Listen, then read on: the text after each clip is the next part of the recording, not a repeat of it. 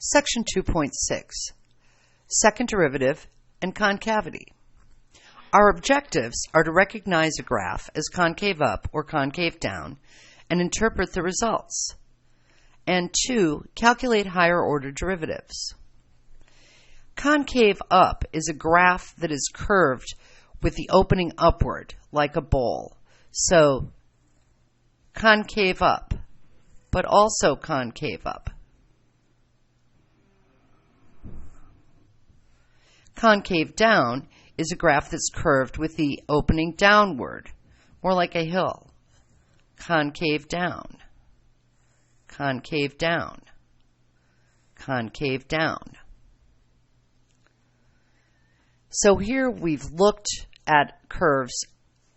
Here we've looked at curves and looked at their concavity. If we look at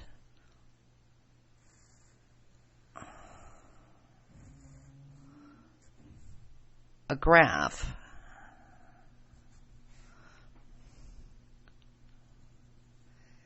concave up, concave down.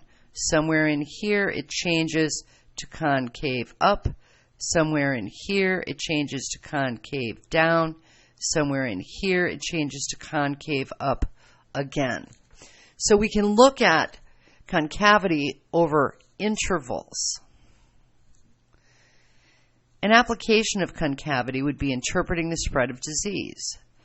Let's sketch two curves representing the spread of a disease and look at how the concavity of the graph affects our interpretation.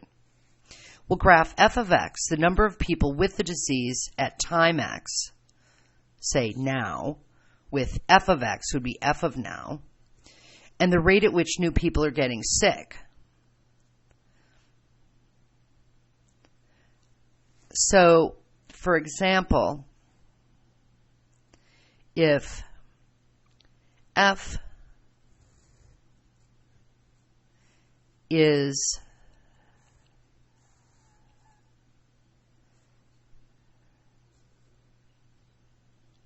like this, it looks like the graph is getting steeper and steeper. If f looks more like this, somewhere right here, the rate of change started decreasing. So we're still getting more cases, but the rate at which we're getting the cases has decreased. Let's look at this in the context of higher order derivatives. Since the derivative of a function is also a function, we can take the derivative of a derivative. The derivative tells us if the original function is increasing or decreasing. The second derivative tells us if the original function is concave up or concave down. The second derivative. If y is f of x is a function with a derivative f prime of x, then the second derivative, f double prime, that would also be written y double prime, or we could write d squared y over dx squared, or d squared f over d of x squared. These are all different ways of showing the second derivative of f. Now we can also expand that to higher derivatives. That is, the third derivative. That would be the derivative of the second derivative, the fourth derivative, and so on. If the second derivative is a positive number on an interval, then the function must be concave up, and the function is increasing or decreasing at an increasing rate. So if the second derivative is positive, the rate of change is increasing, and the graph will be concave up. If the second derivative is negative on an interval, then the function itself is concave down. The function is increasing or decreasing at a decreasing rate on that interval. Let's look at some examples.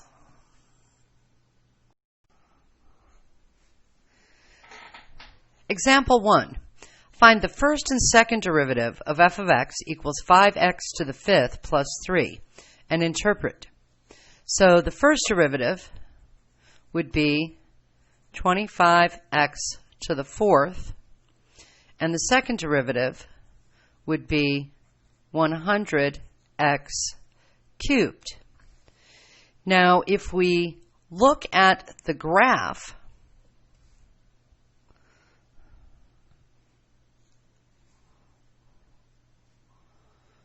we can see that to the left of 0, it looks like the graph is concave down. And to the right of 0, it looks like the graph is concave up. Notice, if we evaluate the second derivative at, say, 1,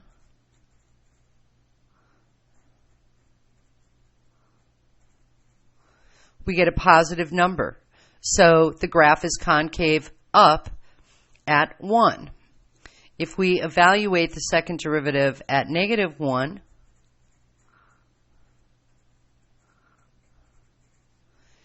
it's negative. So the graph is concave down at negative 1, just like we thought. So this is saying the rate of change of the graph, the instantaneous rate of change, is 25x to the fourth. And the rate of change is 100x cubed. Let's look at some interpretations of the second derivative. If f of x represents the position of a particle at time x, then at time x, the velocity of x is the first derivative of the position function. Acceleration is the second derivative of the position function. With projectile motion, the height of an object as a function of time can be modeled by the function h of t is negative 16t squared plus v of t, where v is the initial velocity, plus h, where h is the initial height. Let's look at an example and interpret it. A ball is thrown straight up from the top of a 128-foot building with an initial velocity of 32 feet per second. Find the function h of t, the height of the ball, at t seconds. So h of t is negative 16 t squared plus the initial velocity. The initial velocity was 32 feet per second, plus h, where that's the initial height. The initial height was 128 feet.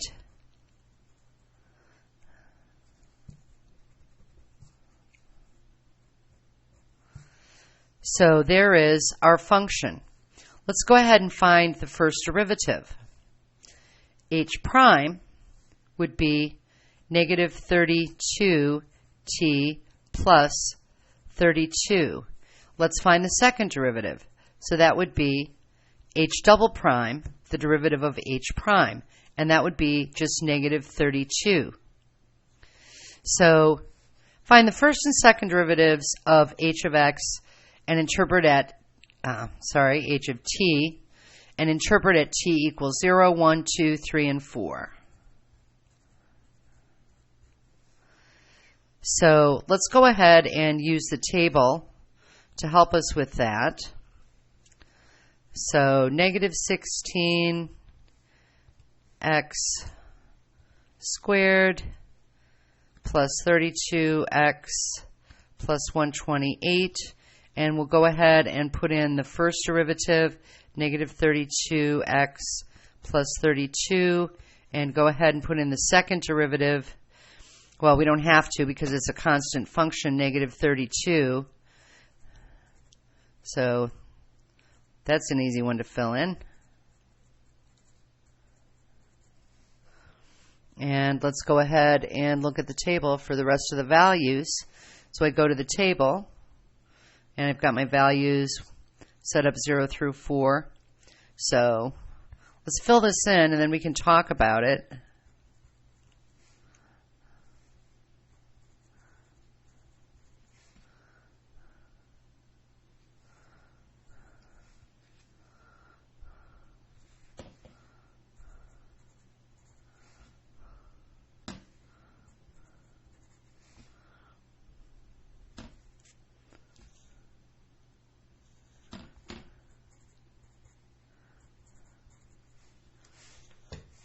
So what's happening here?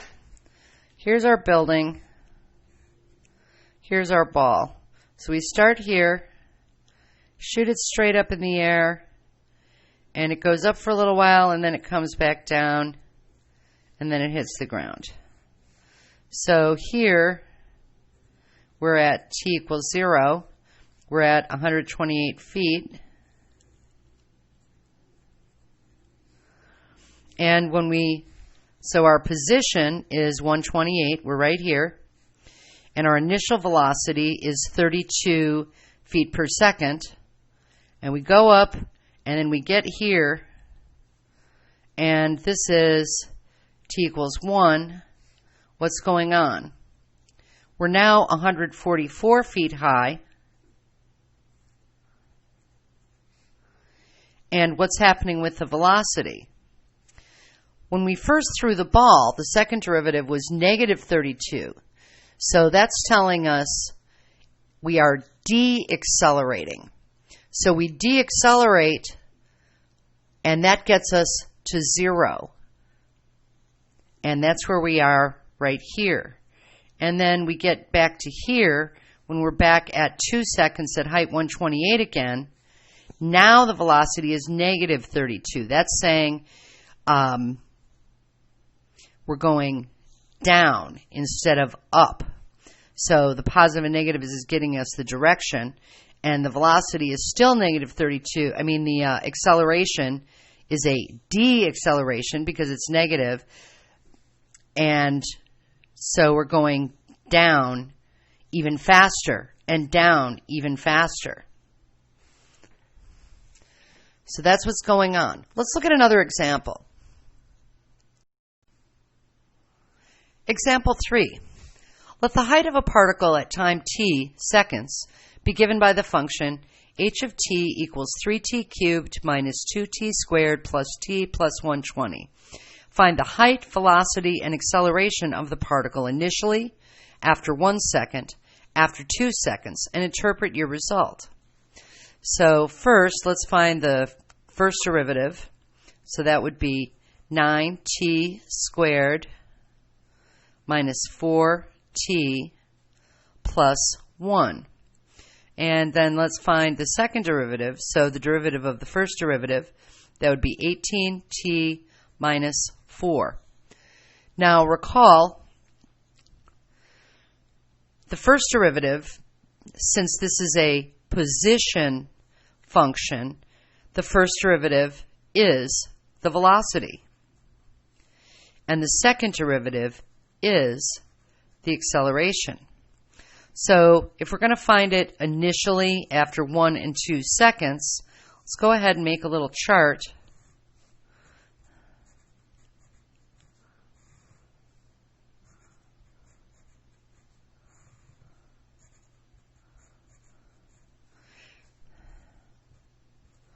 And we can go ahead and use the tables in the calculator to do this for us again. So we'll go here, clear this out. So we've got 3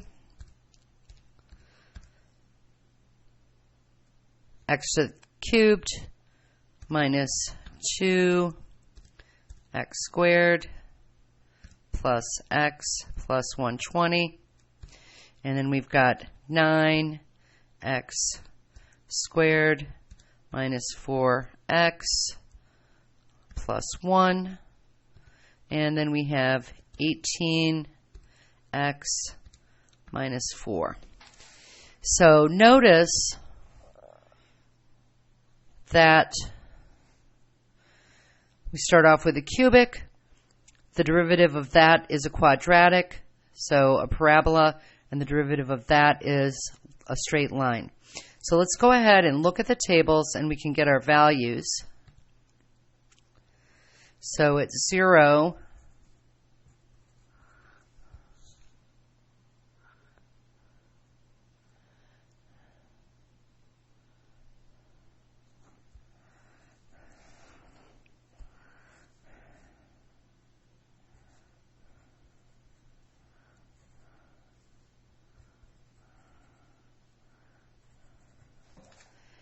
And we can't see it right now, but if we go ahead and tab over, we can also see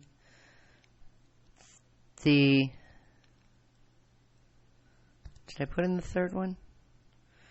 We should be able to see y sub 3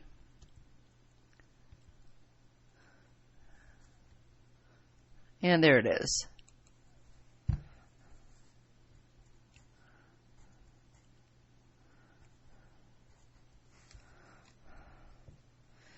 So first, let's take a look at the units. So the units here are time in seconds. The position is, it's not telling us. Let's just say it's feet. Then the velocity is going to be change in distance divided by change in time. So feet per second. Then the second derivative, the acceleration,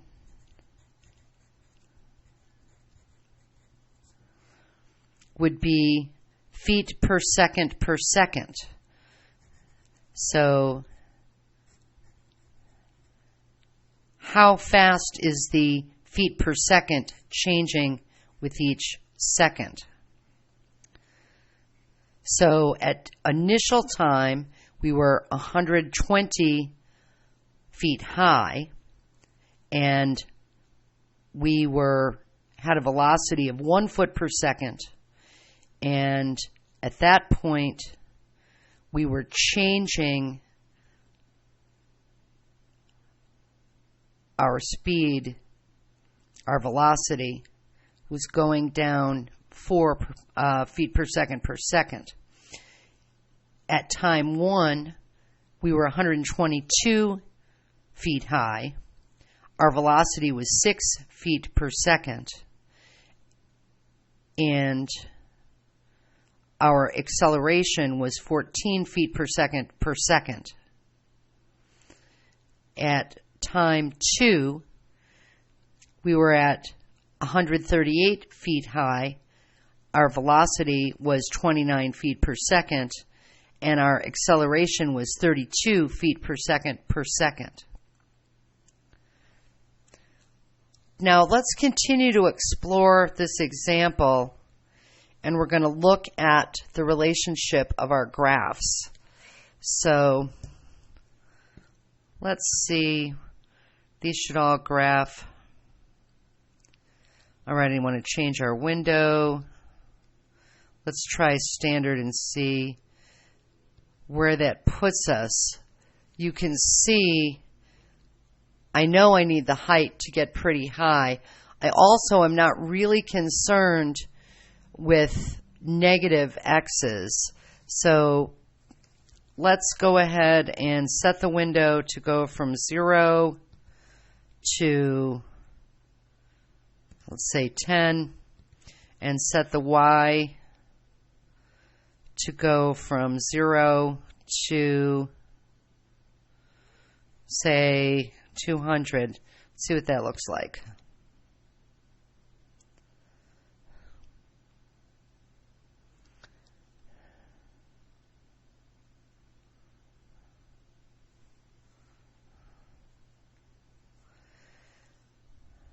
So notice in the original function, we started off at 120. This has got to be the original function right here. The derivative started at 1. The second derivative started at -4. So we can't see where that is the way I set the y's. So let's do something a tiny bit different. I'll put this at -5 and try again.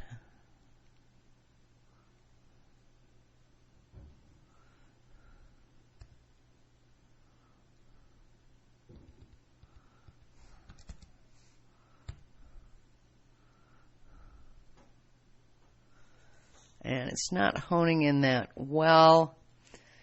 So, point being, this is going to be down here. This is linear. This is linear. This is the second derivative. This is a quadratic. Here's that piece of the parabola. Here is the piece of the cubic. So if we look at more of the graph, you'll be able to see that all the way. But my point here is, what's going on here? Here, right at 0, the slope of this is 0. So it's not surprising that right here, our first derivative, that's this piece of the parabola right here, is also close to 0. Notice that this is increasing the whole time. So it's not a surprise that the first derivative is positive the whole time. And the second derivative is a straight line. Let's see if we can fix this window a little bit more. And we're going to try negative 50. Let's see. Negative 10 to positive 10. Negative.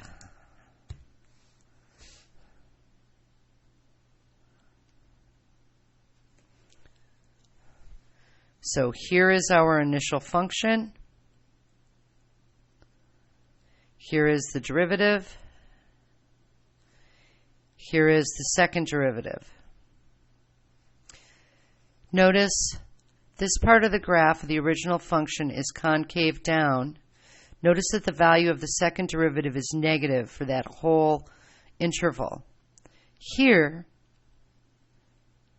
in our original function, we're concave up.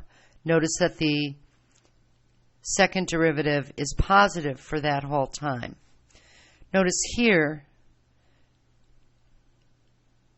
the slope is increasing. So it's increasing the whole time. That's why the first derivative is positive the whole time. But the slope is getting less and less steep. That's why our values are going down until we get to here where it's getting more and more steep. So that's why this goes higher and higher. Hopefully that's giving you some good insights into the relationship between graphs and their derivatives and the interpretation of the second derivative. Now we're going to talk about inflection points. An inflection point is a point on the graph of a function where the concavity of the function changes. What does this tell you about the sign of the second derivative? Well, we know that if the second derivative is positive, then the graph is concave up on that interval. And if the second derivative is negative, then the function is concave down on that interval. So if the function, if the concavity of the function changes, that means it's going from concave up to concave down, or from concave down to concave up. So that would tell us that inflection points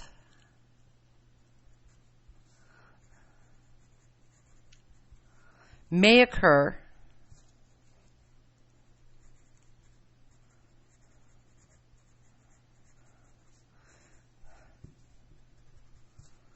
where the second derivative is 0. Let's sketch a curve and examine where the concavity changes.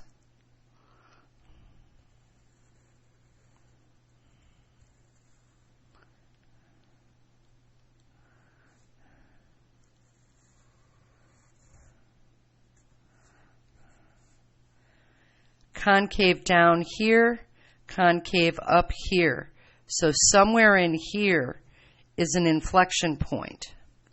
concave up, concave down. Somewhere in here is an inflection point. Concave down, concave up. Somewhere in here is an inflection point. Concave up, concave down. Somewhere in here is an inflection point. Concave down, concave up. Somewhere in here is an inflection point. So how can we find them? In order for the second derivative to change signs, it must be either 0 or undefined. So to locate an inflection point, we only need to check points where the second derivative is 0 or it's undefined, and then check if the second derivative has changed sign at that point. I like to keep track on a sign chart, and I'm going to demonstrate that in the following examples. Let's locate inflection points algebraically, and then we'll graph and interpret our results. So the first derivative would be 3x squared minus 8x minus 11, and the second derivative would be 6x minus 8. So first, I want to see, there's nowhere where this is going to be undefined. I'm going to set it equal to 0. Solve for x. So 4/3. So if I have a little picture, here's 4/3. And here's the function. And here is the second derivative. So the second derivative here is 0. And I want to check a point to the left. So let's say 1. 1 is to the left of 4/3. So if I sub in 1, I get 6 minus 8, negative 2. So the second derivative is negative to the left of 4/3. So that tells us that the function itself is concave down. To the right of 4/3, let's say 2. 2 times 6 is 12, minus 8 is 4, so we're positive here. So that tells us to the right of 4/3, the function is concave up. And if we take a look at the graph,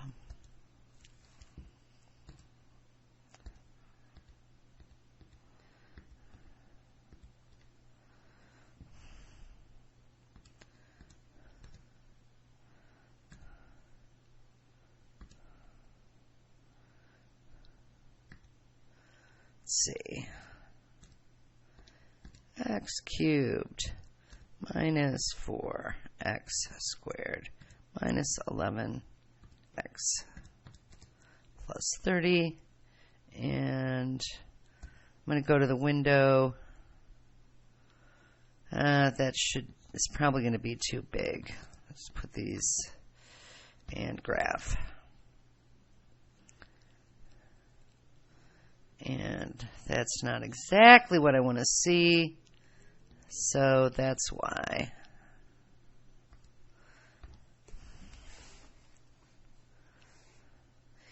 Now, notice our scale here. X is just going from negative 10 to 10. So when we look at the graph, each one of these notches is 1 unit on the x scale.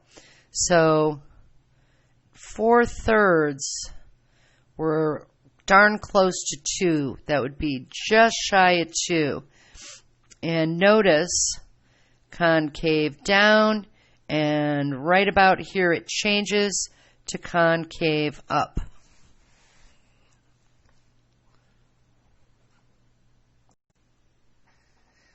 Example 6. Let's locate inflection points algebraically, and then graph and interpret our results. So given this function, we can find the derivative, 4x cubed plus 18x squared minus 14x minus 52. And then we can find the second derivative, so that would be the derivative of the first derivative, 12x squared plus 36x minus 14. And if we want to locate inflection points, That is, find where the second derivative is 0 or undefined. Since we don't have any denominator here but 1, it's not going to be undefined anywhere. So we only have to locate where it's 0. So we're going to go ahead and use the quadratic formula. So our A is 12, our B is 36, our C is negative 14. So X would be negative 36 plus or minus the square root of 36 squared minus 4 times 12 times negative 14 all over 2 times 12. So that would be negative 36 plus or minus square root of 1968 divided by 24, and that will simplify. I can pull a 16 out of here. I can factor out a 2 out of everything, and that will simplify to negative 18 plus or minus 2 times root 123 over 12. And I feel like I don't need to show you all these steps. You can sort it for yourself. But I wanted to do enough steps for you to go, oh yeah, I know how to do that. That's where that's coming from. And then we can get a decimal approximation for these to 4 decimal places. And that would be negative 3.3484 and positive 0.3484. So if I make a little sign graph,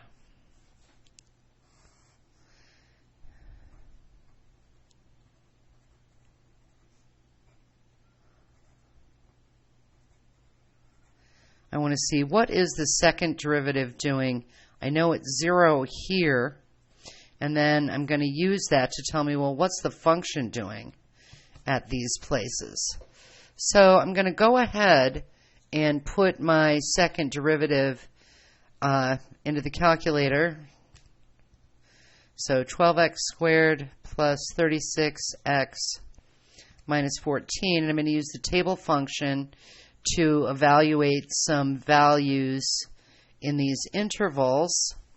And I can see negative 4 is over here, and 0 is here, and 1 is over here. Now, just looking at the function, I can see if x is 0, then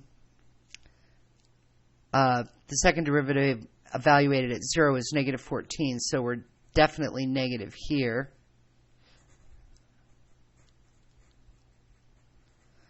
And the second derivative evaluated at 1 would be 48 minus 14, so 34. So that would definitely be positive at 1. And I want to evaluate negative 4. So let's just put these in. So at negative 4, we're at 34.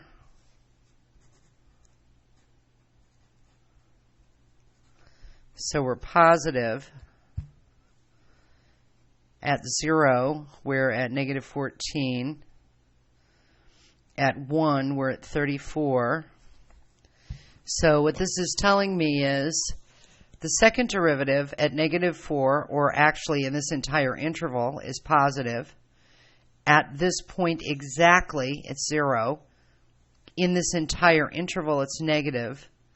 At this point, it's exactly 0, and in this interval, it's positive. So that's telling me that here the function is concave up, concave down, concave up. And note that that would look something like this.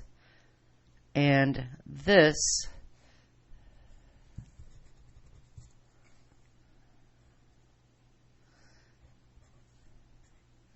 is my function f. And somewhere in here, I'm going from concave up to concave down. And somewhere in here, I'm going from concave down to concave up. And I know that x is 0.3484 approximately here, and negative 3.3484 here. Now, if we consider the first derivative, this graph is going to be a cubic. We knew that this was going to be a fourth degree, so we knew that we were going to get, and it's positive here, so we knew it was going to be something like this. Our first derivative is going to be a cubic, and our second derivative is a parabola. So let's go ahead and look at these three all on the same graph. So I'm going to go back here. So this was my second derivative. I'm going to put the first derivative here.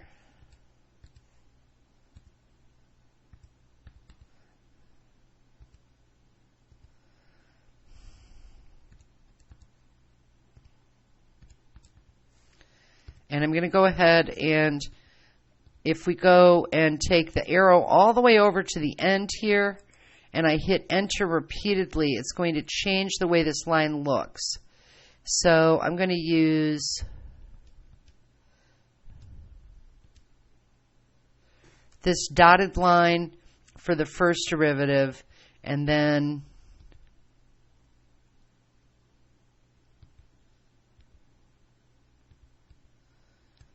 I'll put the original function here. So again, I'm hitting enter repeatedly to get a slightly different looking line. So I'm going to have the thick line be the original function, the dotted line be the first derivative, and the regular looking line be the second derivative. So here is the original function.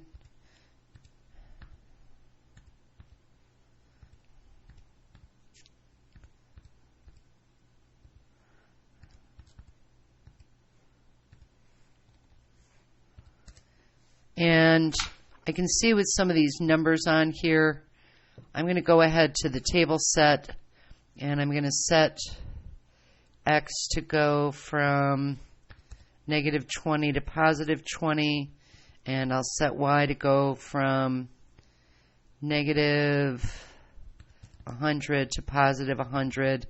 And there's no magic here. I'm guessing that I might be able to capture the main key characteristics of the graph in this window. So let's see what we get.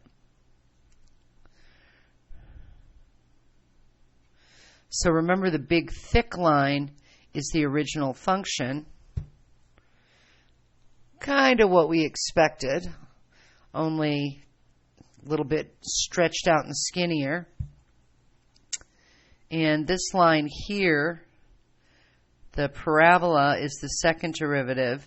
So notice in particular, concave up, concave down, right there. And right there, we can see where we are.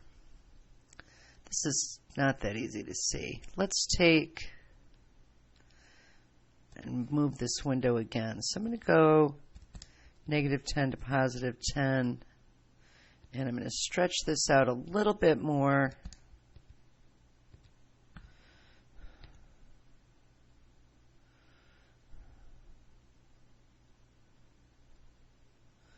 And I'm going to go ahead and take out the first derivative for the time being. So here's our original function. This line is the second derivative, a parabola, as we expected. But also notice, so where is it 0? It's 0 here. That would be our 0.3484. And the second derivative is 0 here. That would be our negative 3.3484. 1, 2, 3, plus a little bit. So here is this x, and here is this x. And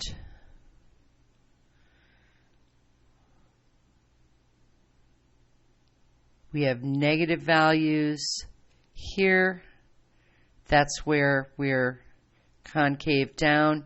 And we have positive values here and positive values here. And that's where we are concave up. Let's look at a different example. So here I've got f of x is the quantity x minus 1 to the 5/3 power. So if I want to find the first derivative, that would be 5/3 times the quantity x minus 1 to the 2/3 power. And the second derivative would be the derivative of the first derivative. So 10/9 x minus 1 to the negative 1/3 power, which, recall, that would be 10 over 9 times the cubed root of x minus 1. So if we want to find the inflection points, we want to find where the second derivative is equal to 0 or undefined. Now the numerator is a constant, so the second derivative will never be 0. But I can see that the denominator would be 0 at x equals 1. So the second derivative is undefined at x equals 1. We can also set up our little sign chart. Here's 1.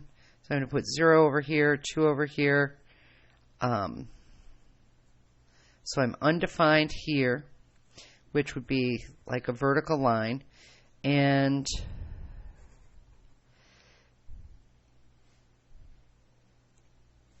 let's go ahead and evaluate. So I'm going to clear out these other functions. And if I put in 5/3 times the quantity x minus 1, whoops, 10/9, I want to look at the second derivative, 10/9 times x minus 1 to the negative 1/3 power, and I want to evaluate that at 0, 1, and 2. Notice, as predicted, at 1 we get an error because it's undefined.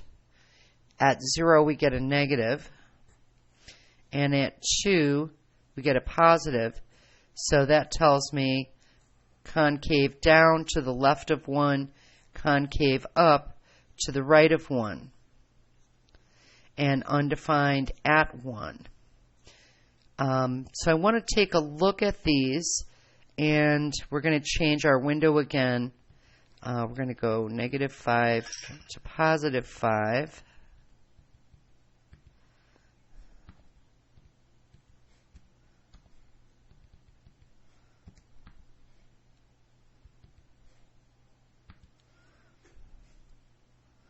And we're going to put in, so this is the second derivative.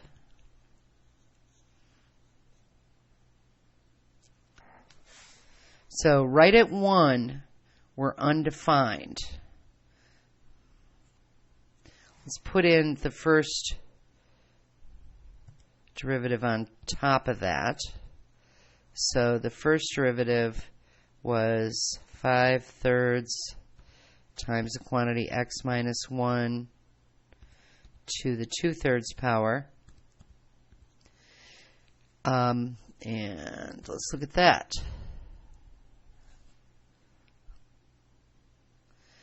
Now, when we first talked about matching the graph of a function with the graph of its derivative, we said a derivative will be undefined at a corner or cusp. So notice this graph here, we've got a corner here, and that's why we are undefined for the second derivative. Remember, this is a graph of the first derivative, and this is a graph of the second derivative.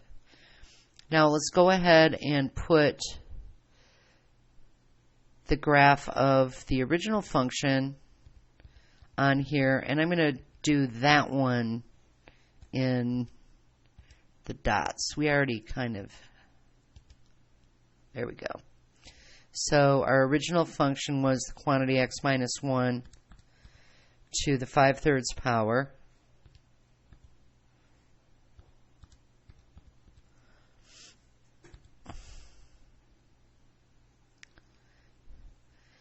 So at first glance, the graph here of the original function doesn't look that different from a cubic. But notice right here we've got that flat spot. So we know the slope of the original function would be 0 there, and that is why our graph of the derivative is 0 there. Notice that this function is increasing the whole time. Notice that the graph of the derivative is positive the whole time. Now when we look at the derivative, so remember this is the graph of the derivative of the original function. Here the graph is decreasing, decreasing, decreasing to a corner. So the graph of the second derivative is negative, and it's getting a little more negative, and then it plummets right here. That's where we're undefined. The other side of this arc of the derivative of the original function, it's positive the whole time. And notice, and we are coming out of this corner, so the graph of the second derivative goes from being almost vertical, remember it's undefined here, but it's still a positive number because this slope is positive. Hopefully that helps give you some ideas of how these ideas relate together.